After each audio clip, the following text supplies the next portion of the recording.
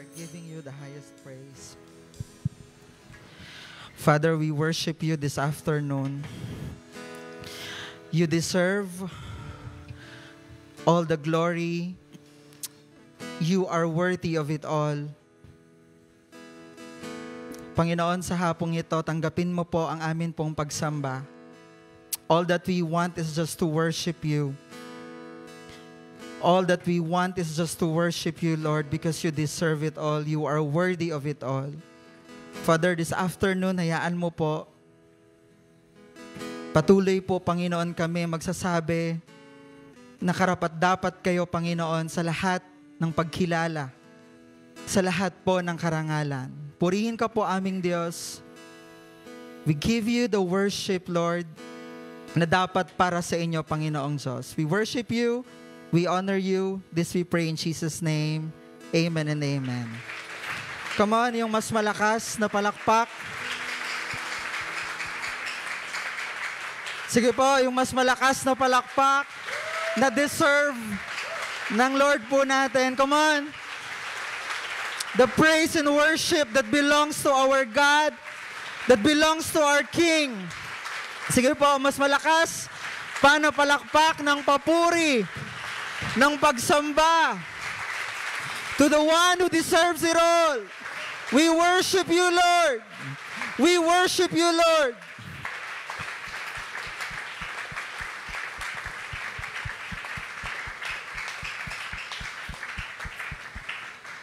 Sige po, pwede na po tayong makaupo.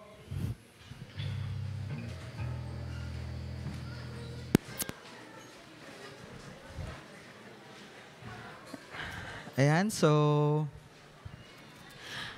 kumusta po ang bawat isa sa atin? Ayan, so, I hope you had a great time this afternoon in worshiping the Lord, no? Ang sarap umawit sa Panginoon. Amen? No, ang sarap umawit sa ating Diyos. Come on, pwede ba nating bigyan pa ng isang malakas na palakpak ang atin pong Panginoon.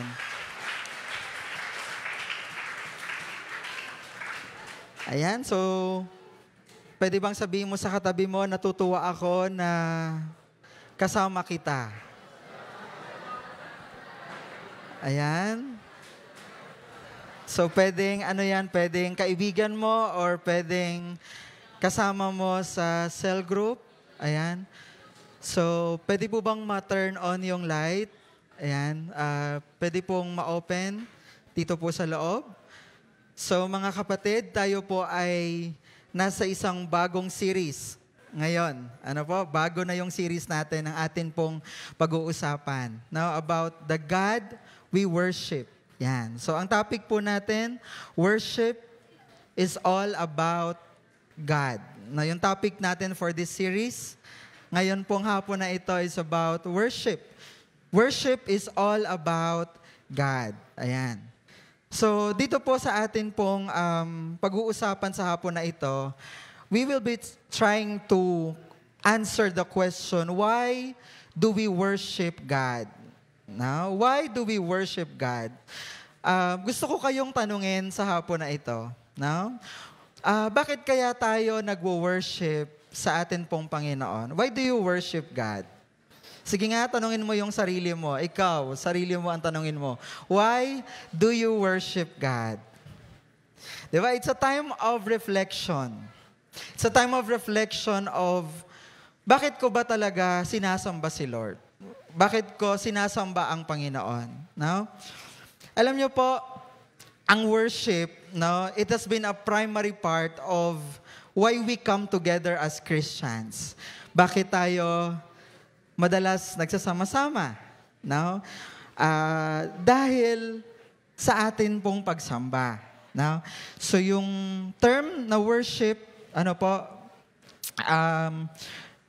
usually, we use it together weekly on Sundays para po magkaroon ng fellowship, no, to sing and praise the Lord through songs. No? Kanina, may mga kanta tayo na inawit na ibinibigay natin sa ating Panginoon bilang atin pong papuri at pagsamba para sa Kanya.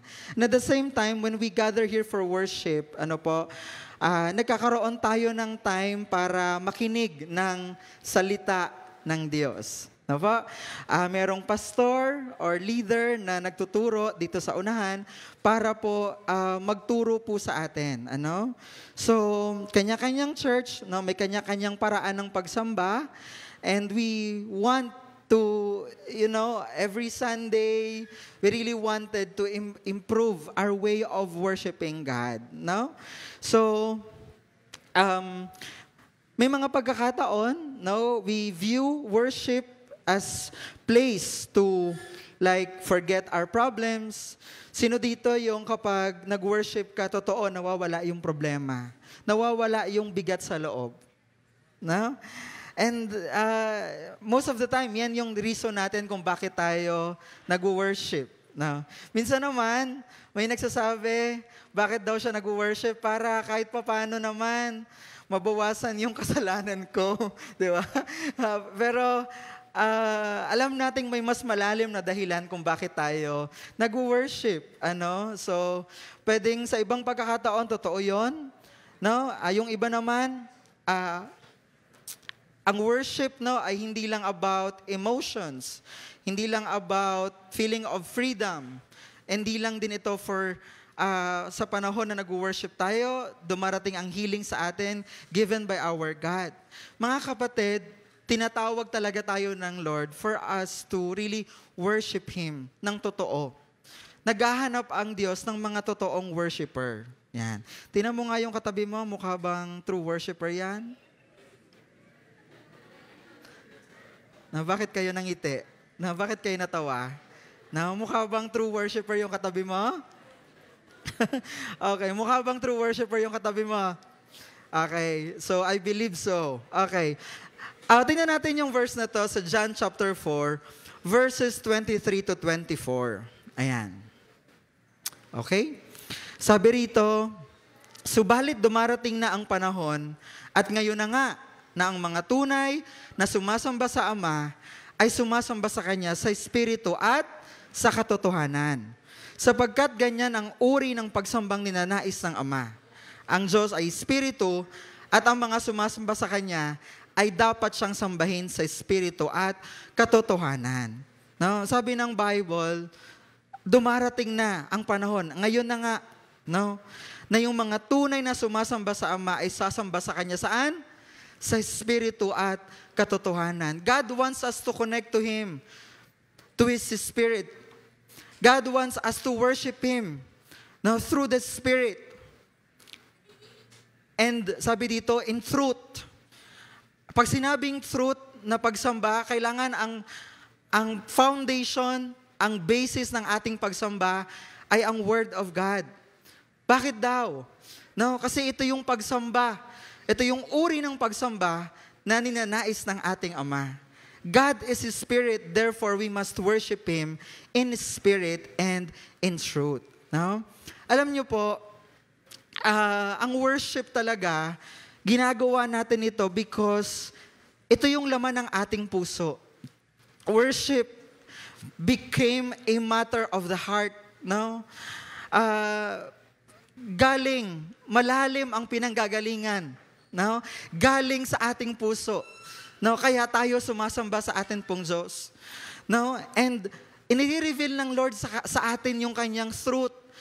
Kung bakit, ano ang dahilan, kung bakit tayo dapat sumamba. Ang worship, mga kapatid, it's not just a program of the church. It's not just a ceremony na dapat umattend tayo. Hindi lang ito isang programa ng church kung bakit tayo dapat dumadalo. Pero dumadalo tayo dahil ito yung laman ng ating puso, ang makasamba tayo sa atin pong Panginoon. Sino dito, kaya ka sumasamba sa Lord? Kasi ang pinanggagalingan nito yung puso mo. Nagmumula sa ating mga puso. Our worship of God is directed by our love for Him. Kumbaga, walang ibang dahilan kung bakit tayo sumasamba sa Diyos dahil mahal natin siya. As we love, so we worship.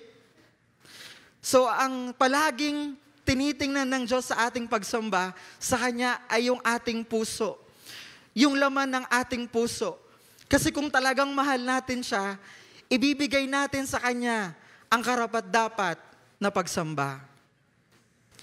Mga kapatid, to worship God in spirit, it necessarily involves loving Him with our heart, soul, mind, and strength.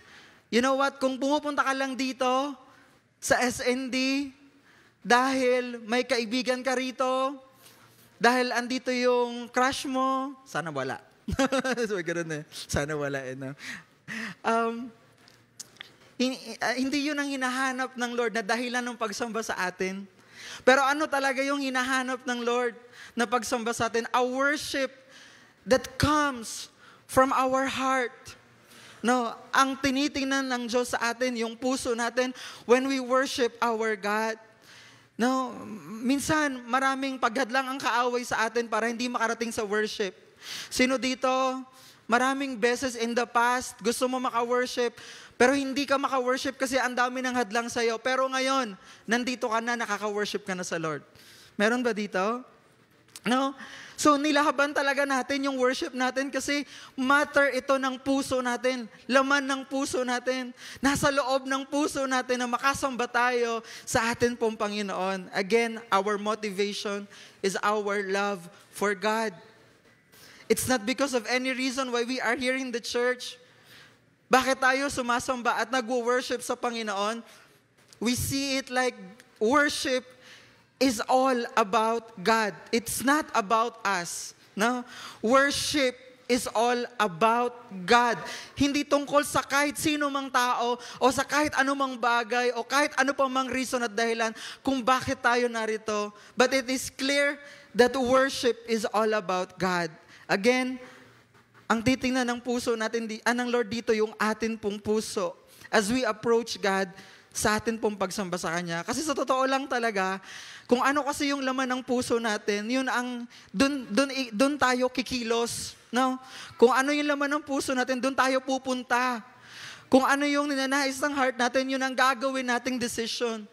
When your heart's decision is to worship God, ang gagawin mo lang mag-worship ka sa Panginoon, aalisin mo whatever hurdles, whatever na pwedeng makapigil sa'yo.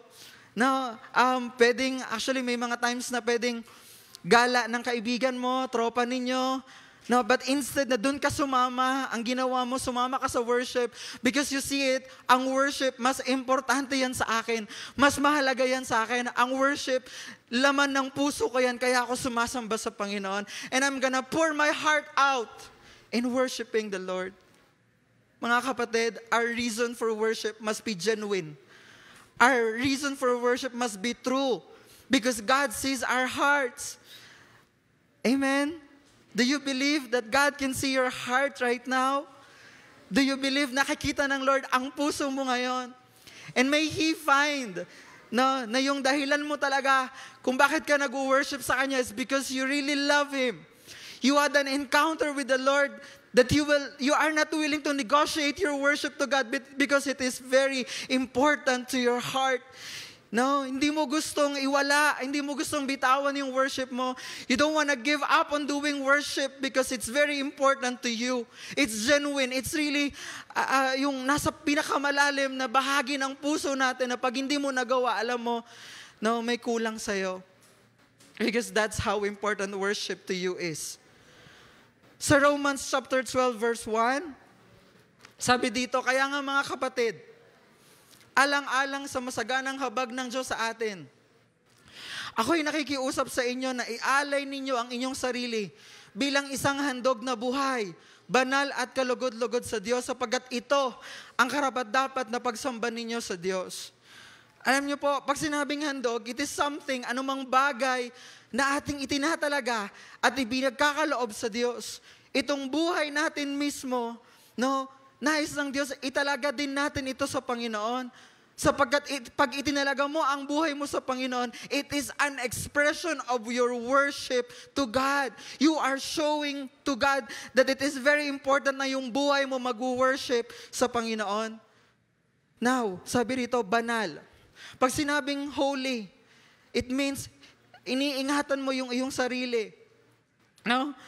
Hindi mo ninanais na madumihan yung sarili mo o mag-engage sa anumang kasalanan. Because you see it like your life is your expression of worship to God. You do not want to compromise your holiness. Alam nyo, young people, you have to really tingnan yung holiness in your heart na napakahalaga nito because our God is holy. So when our God is holy, kailangan nagsisikap tayo na yung buhay natin before our God, before in the eyes of God, we become holy because our God is holy. Naintindihan niyo po? Because there are times, may mga pagkakataon na kapag nakikita ko yung buhay ng ibang mga young people, minsan nalulungkot ako. Because parang madali lang sa kanila give up yung holiness nila. When they see that God is, nakikita naman nila that God is holy. Nag-i-speak ang Lord through their devotions. God is holy. I am holy, so you must be holy. But sometimes, we compromise our holiness. You know what? Our holiness, tinitingnan ng Diyos yan sa atin because He wants our lives, no? Yung pagiging banal natin, ng buhay natin. Ito yung pagpapakita natin ng pagsamba sa Diyos araw-araw. As we walk with God daily in our lives, na sinisikap natin to be holy because our God is holy, then it is a great expression of our worship to God. Mga kapatid, God is not looking for our offering. He's not looking for your sacrifices. Na parang iniisip mo, minsan makapunta lang ako sa church. No? Okay na yon. Makapag-attendance lang ako. Makapagsulat lang ako doon. It's okay. No? Pero again, titingnan ng Lord yung puso natin. Is your heart right with the heart of God? God is holy. So we must be holy. Sabi ng Bible, ito daw yung karapat-dapat nating maging pagsamba, isang buhay na banal. So, tingnan natin yung buhay po natin. Let's turn sa Panginoon. Ano to pwede mong gawin, pwedeng hindi mo gawin. No? Pero yung choice mo, gagawin ko, mag-worship ako sa Lord. Why? Because you love Him and you want to be closer to the Lord. Pwede ba yun sa atin? Gusto nating mas maging lalong malapit tayo sa Panginoon. Okay. So, yung false worship naman. Okay. Why do we struggle with worship?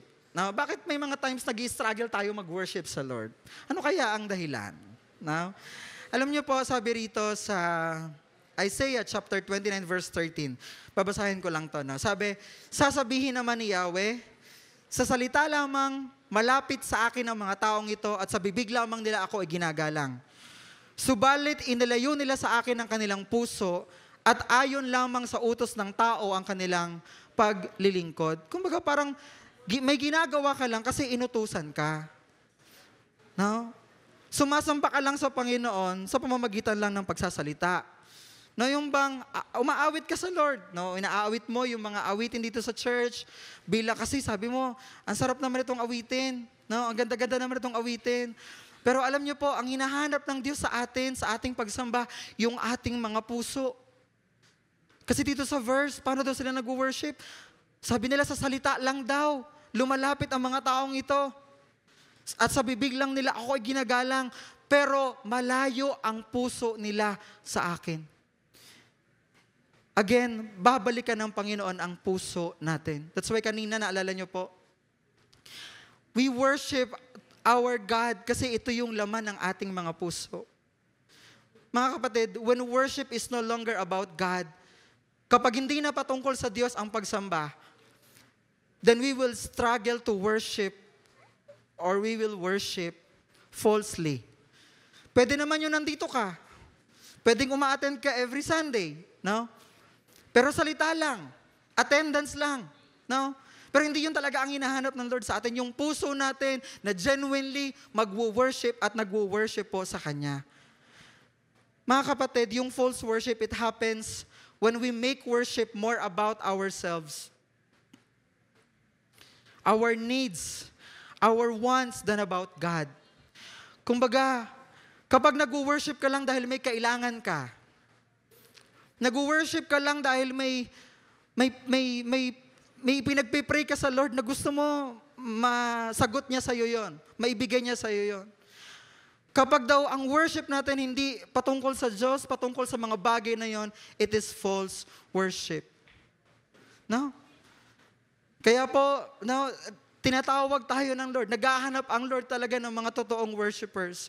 False worship happens when we focus too much on the externals. No, yung mga nakikita natin, no, yung nararamdaman po natin, and not enough on the heart.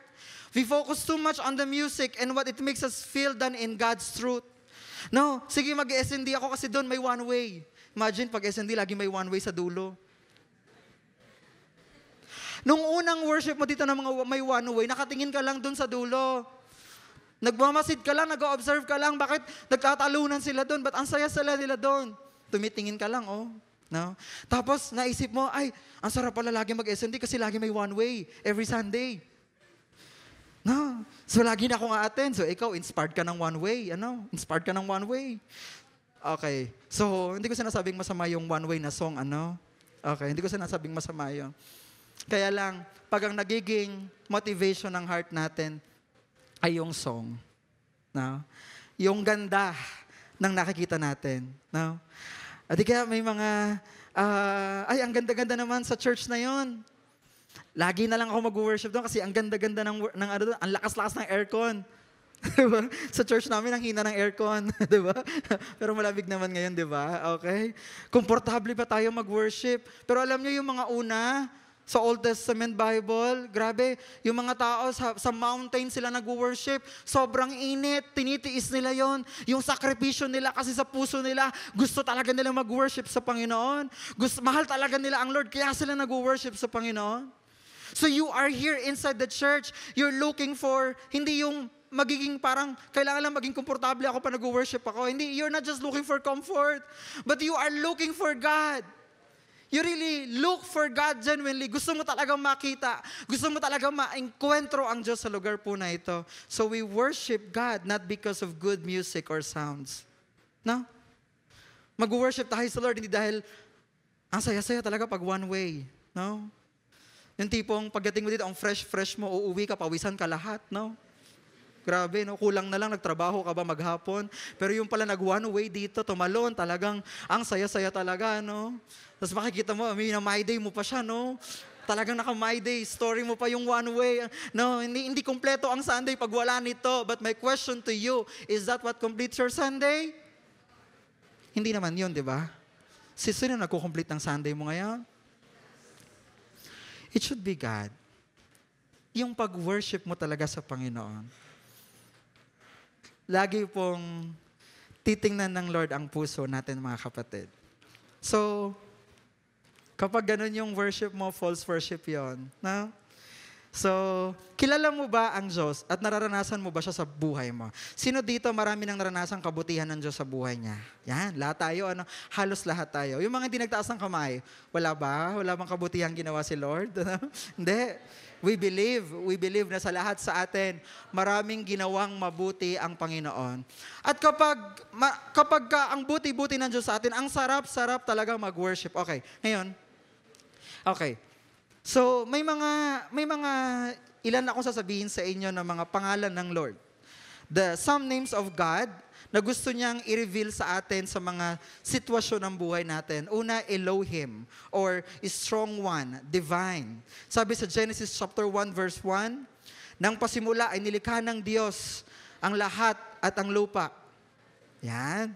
Okay? So, ang itinatawag natin sa Diyos natin, God Elohim. Strong One, isang Diyos na napakalakas. Divine. Ano ibig sabihin ng divine? Pag sinabing divine, yung tipong Diyos lang ang makakagawa ng mga ito. Kumbaga yung Genesis chapter 1 verse 1, sino bang gumawa? Sino ang lumikha ng langit at lupa?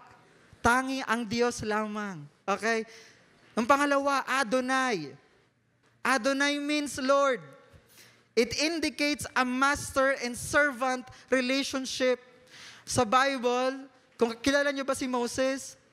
Alam niyo si Moses, meron siyang close relationship with God. No? Siguro alam natin yung story, no, na nagbigay ang instruction ng Lord kay Moses to help, no, the people of Israel to escape out of Egypt. No? Binigyan siya ng Lord ng instruction that time. Kailan nakikita ni Moses yung mga limitations sa kanyang sarili. Sabi po dun sa Exodus chapter 4, verse 10 and 13, sinabi ni Moses kay Yahweh, Panginoon, sa mulat mula pa hindi po ako mahusay magsalita. Bagamat nangusap ka na sa akin, hanggang ngayon pautal-utal pa rin ako magsalita. Ako kung magsalita. Yahweh, maaari po bang iba na lang ang inyong suguin? Sagot ni Moses. May mga panahon na para bang capable ba talaga tayo mag-serve sa Lord? Minsan ba natatanong mo yung sarili mo? Hindi naman ako magaling mag-explain eh. Hindi naman ako magaling mag-explain ito, pero bakit tinawag ako ng Lord maging cell leader? Sino dito yung mga cell leader? Taas yung kamay. Na, parang hiyang-hiya kayo. Na cell leader ako. Napalakpakan natin ng Lord. Sino dito yung mga cell members? Siguro lahat tayo. Napalakpakan natin ng Lord. Alam nyo, dati umattend ka lang dito eh. First time ka lang nakadalo dito dati. Pero ngayon, regular ka na sa worship. No, napapansin mo, lumalago ka na. Napapansin mo, nagiging kakaiba na yung relationship mo sa Panginoon. Next, God Elyon.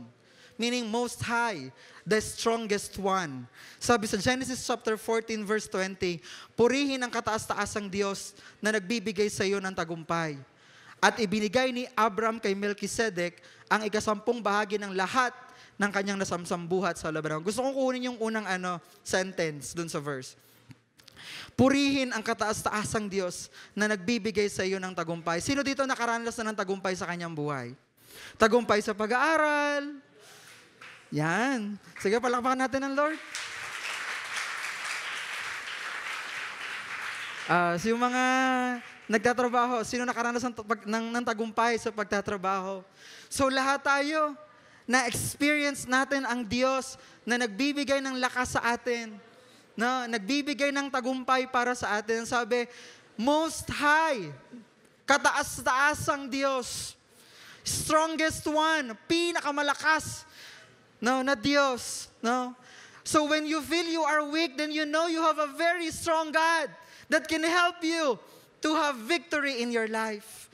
To have victory in your battles in your life, you know your God is the strongest God. Na alam mo, yung Diyos na meron ka, yan ang pinakamalakas na Diyos. Walang makakatalo sa Kanya. Next, God Elroy. Sabi rito, the strong one who sees. Yung isang Diyos na nakakakita. No? Kaya't sabi dito sa Genesis chapter 16 verse 13. Nakakasunod ba kayo? Nakakasunod tayo? Okay, sabi rito, kaya't nasabi ni Hagar sa sarili, talaga bang nakita ko rito ang Diyos na nakakakita sa akin at hanggang ngayon buhay pa rin ako. Kaya tinawag niya si Yahweh ng ganito, ikaw ang Diyos na nakakakita. No, alam nyo, ito yung panahon na parang feeling ni Hagar, parang wala na siyang kakampi, wala na siyang katulong. No, para bang wala na nakakakita sa kanyang kalagayan na sitwasyon. Sino dito yung naramdaman mo sa sarili mo, minsan kawa-awa ka. No, alam mo ba dun sa sitwasyon na kawa-awa ka, may Diyos na nakakakita sa iyo. No? Sino dito yung nagdanas ka na parang feeling mo kawa-awa ka, pero ang Diyos nakita ka, tinulungan ka, sinamahan ka. Na ako maraming pagkakataon sa buhay ko, I feel like it's God who sees every situation in my life. He is always there to back me up. Alam niyo po, in times na feel natin kaawa tayo, there God came in and intervened. Ang Diyos natin, sumasama po sa atin. Okay, so, next, El Shaddai, Almighty God. Yan. Okay. Pag sinabing, sa Genesis chapter 17 verse 1, tinan po natin. Nang 99 na taon na si Abram, nagpakita sa kanya si Yahweh at sinabi, ako ang makapangyarihang Diyos. Sumunod ka sa akin at ingatan mong walang dungis ang iyong sarili habang ikaw ay nabubuhay. Now, ang ating Diyos, He is powerful.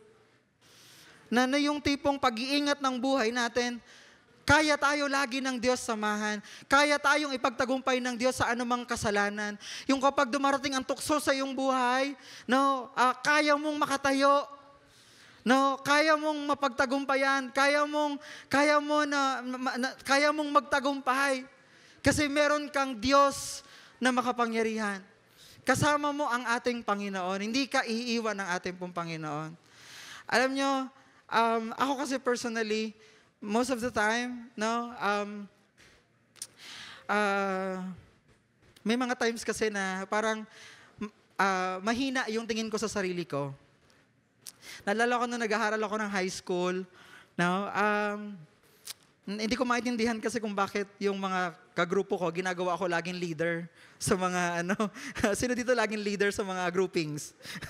yung sawang-sawa ka na, no, 'di ba? Yung parang wag ako yung iba naman, no. Alam nyo, pag ginagawa akong leader, no, personally sa akin, tinatanong ko yung sarili ko, kaya ko ba? No, madalas kinakabahan ako. No, madalas para bang inuunahan ko na yung sarili ko, parang ano to, mahirap to parang hindi ko to kakayanin. No, parang hindi ko kayang magawa yung part ko as a leader. No? Sa totoo lang, mahina ang aking loob pagdating sa mga ganon minsan ng mga bagay. Hindi ko lang pinapakita, pero sa totoo lang, no, madalas napanghihinaan ako ng loob. No? Pero, ewan ko, sa biyaya ng Diyos, no, na pagtatagumpayan, nakakayanan, because we believe, ako naniniwala ako, meron akong Diyos na makapangyarihan, laging kasama, laging umaalalay, laging gumagabay sa akin. Praise the Lord. So sa atin din po, feeling mo ba mahina ka? Sa klase mo, ikaw ang pinakamahina. Feeling mo sa klase mo, ikaw ang napag-iiwanan palagi. Na bakit sila ang galing-galing nila, pero ikaw parang hindi ganon kagalingan kagaya nila. Tandaan mo, no, you have that strong God in you and with you. No, naranasan ba natin ito? Yung panahong parang feeling mo hindi mo kaya, pero napagtagumpayan mo. Kasama mo ang Diyos na makapangyarihan sa atin.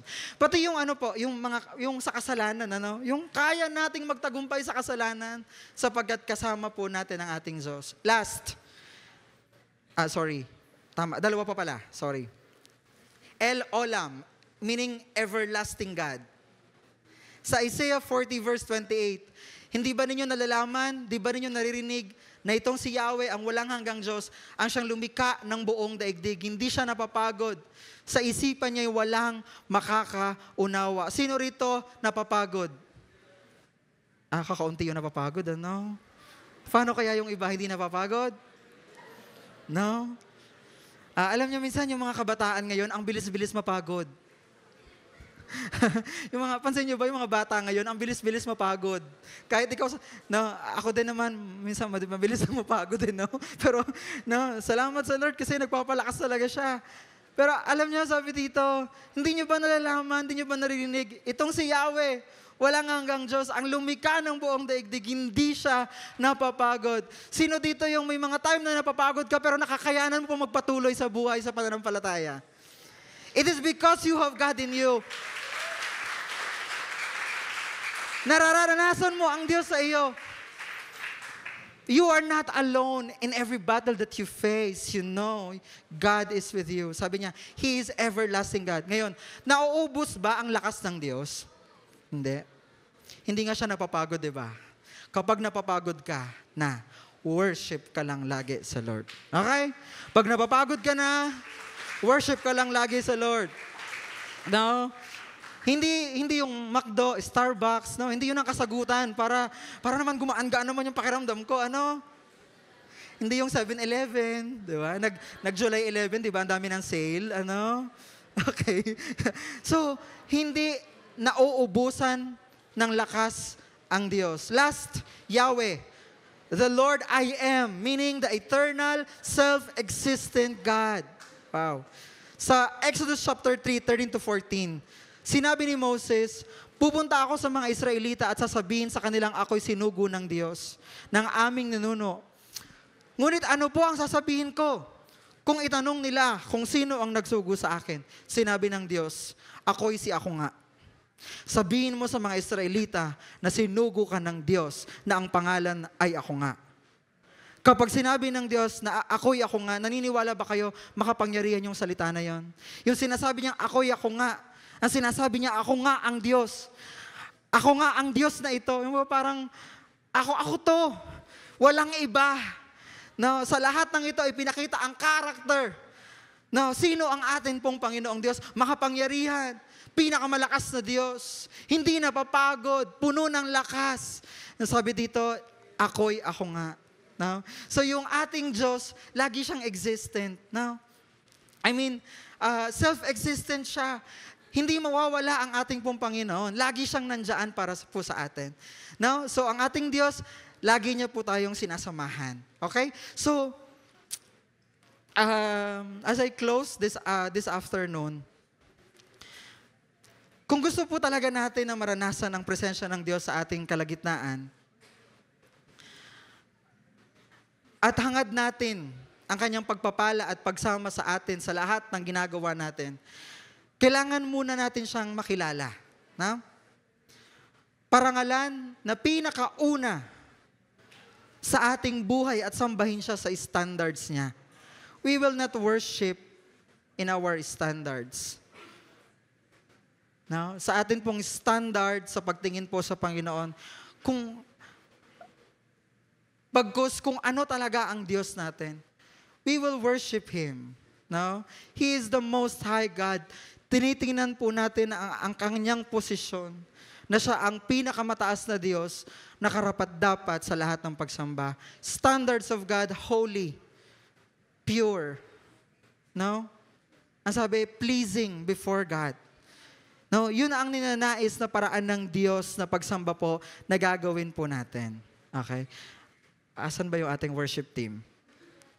So, dapat ang Diyos at ang kanyang salita ang maging sentro ng worship po natin, hindi ang sarili nating gusto o yung atin pong preferences. Ano po?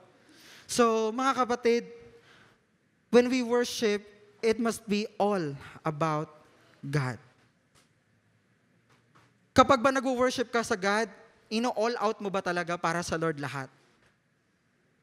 Yung wala kang ititira sa puso mo, pero you're giving it all to God. Worship is not about us, mga kapatid. It's not about displaying our culture, yung meron tayo sa church. It's not about the feelings that the music brings. It is ultimately about reflecting the glory of God and enjoying Him forever. May question ako sa inyo. Nai-enjoy niyo ba ang presensya ng Panginoon? Nai-enjoy niyo ba ang presensya ng Panginoon?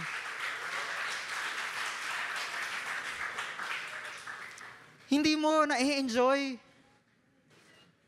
Hindi mo nai-enjoy ang worship dahil lang ang sarap kumanta ng one way, ang sarap kumanta, ang sarap sumayaw. You don't just see worship as that. No? And mga kapatid, ang Lord, ang gusto niya sa atin, He intend us to really enjoy Him, His presence. No? Hindi mag-worship ka kasi requirement ito sa iyo ng Panginoon. It's not about, it brings true freedom and joy in our lives.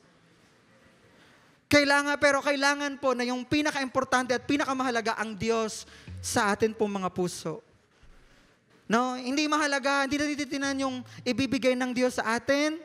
Hindi yung ipaparamdam niya sa atin o ipaparana sa atin. Pero tinitinan po natin, ang Diyos mismo, siya yung pinakamahalaga po sa atin sa panahon na tayo ay sumasamba po sa Kanya.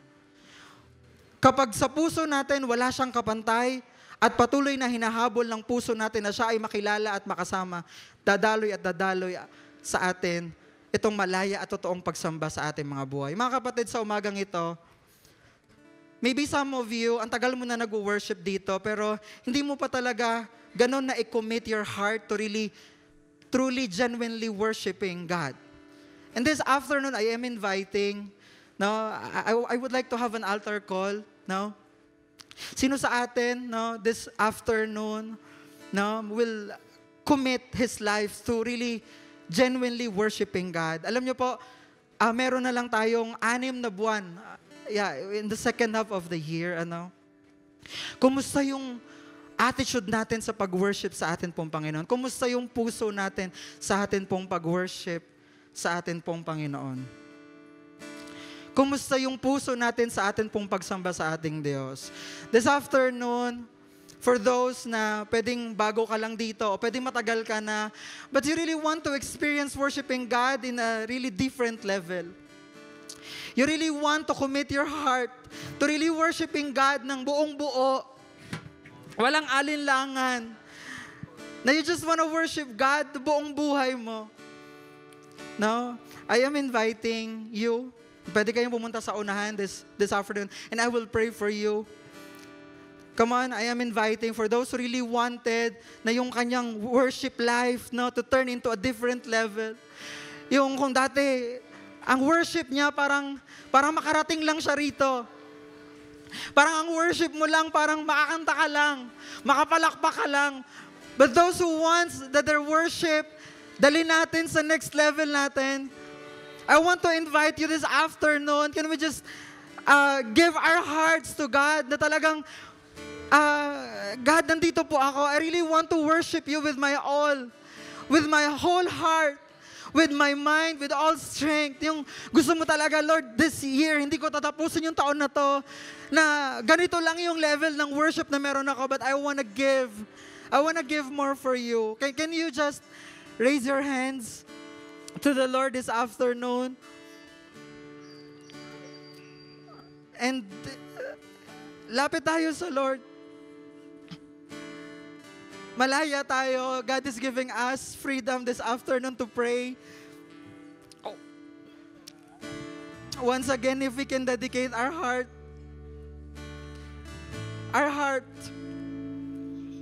Alam niyo po, mahalaga yung puso natin sa Lord.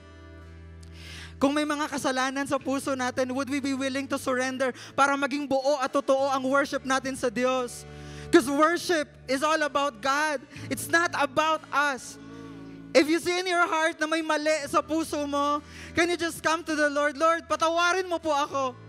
If my worship to you, hindi po ganun katotoo, Panginoon, patawarin mo po ako. I want to rededicate my heart, my life of worshiping you, Lord, ng buong buo. Can you just do that this afternoon? And just pray. Because heaven can hear you.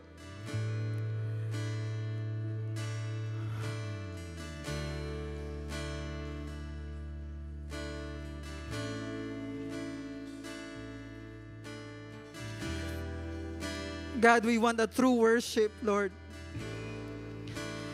Gusto namin, Panginoon, yung totoong alay po ng pagsamba sa iyo, Panginoon. Lord, yung ayaw namin yung pagsamba na that has no cost, Lord God, price sa buhay po namin. Pero Lord, yung may halaga po sa amin, we will do worship, Lord. Na buhay, Panginoon, ang halaga. God, this afternoon, we are coming back to the heart of worship that is really true to you, Lord. Lord, yung worship na nakakalugod sa iyo, yung worship, Lord, na karapat-dapat, Panginoon, para sa inyo. God, you see the hands of these people. Nakikita mo po yung puso ng mga batang ito. God, they have that dream in their hearts na gawing totoo, mas maayos, mas karapat-dapat yung pagsamba nila, Panginoon, sa inyo. Because you deserve it. Lord, you're seeing their hearts, oh God. You are honoring, God, yung mga laman ng puso po namin. You are God in heaven. Willingly, tinatanggap kami, Panginoon, bilang kanyang anak. And that's why, Lord, this afternoon, we want to tell you how much we want to worship you, how much our hearts longs for you, Lord. We want to tell you, Lord, that we love you, that we want really to worship you. Lord, hindi lang basta worship, pero yung worship, Lord, na nagpapakita po na buo yung pag-ibig namin sa iyo, para sa iyo, Panginoon, ang buhay po na ito, Lord.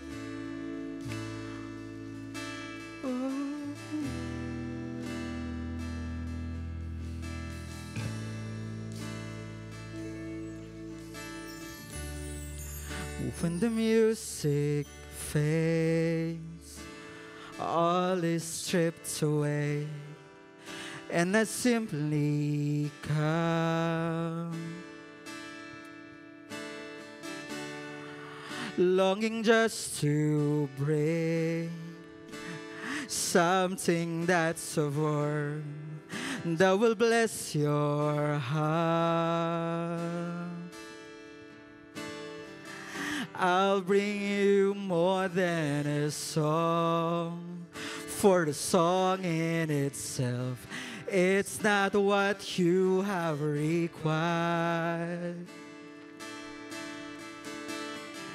You search much deeper within, through the way things appear. You're looking into my heart. I'm coming back to the heart of worship, when it's all about you. It's all about you, Jesus. I'm sorry, Lord, for the thing I've made it. When it's all about you. It's all about you, Jesus. I'm coming back to the heart of worship, when it's all about you. It's all about you, Jesus. I'm sorry, Lord, for the thing I've made it, when it's all about you. It's all about you, Jesus. This afternoon, can we continue to lift our hands to our God? Let's just continue to sing to Him. Let's just continue to offer Him worship, our worship.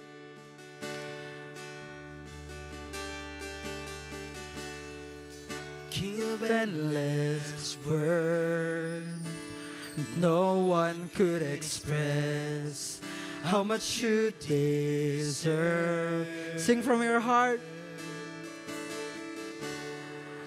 Though I'm weak and poor, all I have is yours. Every single breath. I'll bring you more than a song. I'll bring you more than a song, for the song in itself, it's not what you have required. Oh, you search much deeper within, through the way things appear. You're looking into my heart. Sabihin natin sa ating Panginoon, I'm coming back to the heart of worship, when it's all about you. It's all about you, Jesus. I'm sorry, Lord, for the thing I've made it, when it's all about you. It's all about you, Jesus. I'm coming back to the heart of worship, when it's all about you. And it's all about you, Jesus. I'm sorry, Lord, for the thing I've made it, when it's all about you. It's all about you, Jesus. I'm coming back to the heart of worship, and it's all about you. It's all about you, Jesus. I'm sorry, Lord, for the thing I've made it, when it's all about you. It's all about you, Jesus. I'm coming back to the heart of worship, and it's all about you. It's all about you, Jesus. I'm sorry, Lord, for the things I've made it, when it's all about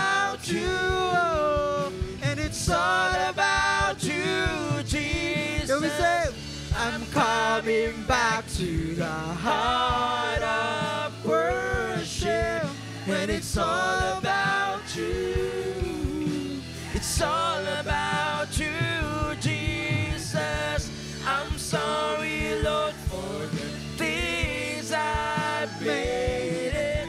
When it's all about you, and it's all about you, Jesus. It's all about you. It's all about you. It's all about you, Jesus.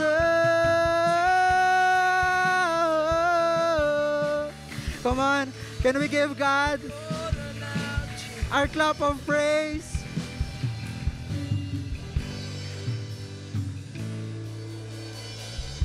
I'll bring you more than a song.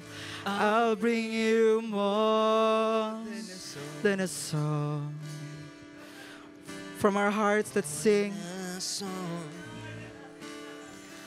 I'll bring you more than a song. I'll bring you more than a song. Oh, Jesus. Oh, looking into my heart, looking into my heart. Yes, Lord, you're looking into our hearts. You're looking into my heart, looking into my heart. It's more than a song. You're looking into my heart, looking into my heart, Jesus. Oh. You're looking into my heart, looking into my heart. Panginoon, kami po ay lumalapit sa inyo sa hapon po na ito. Salamat po sa isang malaya na pagsamba. Salamat na makakasamba kami sa amin pong Panginoong Diyos. Salamat po sa pagkakataon na Lord, binibigay mo sa amin. Salamat for this time, Lord. A great time, Panginoon, na pwede kaming makalapit sa aming Diyos. And God, worship is really all about you. Worship is really all about you, God. Ang lahat po ng pagsamba ay dapat lang, Panginoon, para sa inyo. Lord, we're coming back to that heart of worship. Panginoon, salamat po. Salamat po. Salamat sa kalayaan na makasamba. And Lord, itinatatag po namin na mula ngayon, kayo ang joy, ang delight ng puso namin sumamba sa inyo, Panginoong Diyos. Ikaw ang joy namin, ikaw ang delight namin po, Panginoon. Salamat po aming Diyos, purihin ka. Salamat po, Panginoon. Purihin ka aming Diyos. Purihin ka aming Diyos. Come on, worship Him. Worship Him. He's worthy to be praised.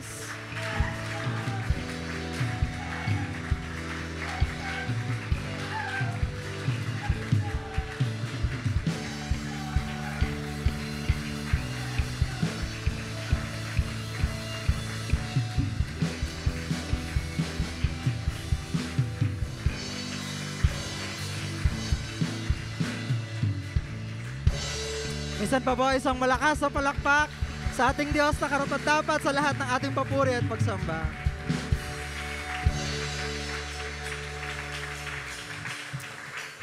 Praise God, pwede na tayong makabalik sa atin po mga upuan.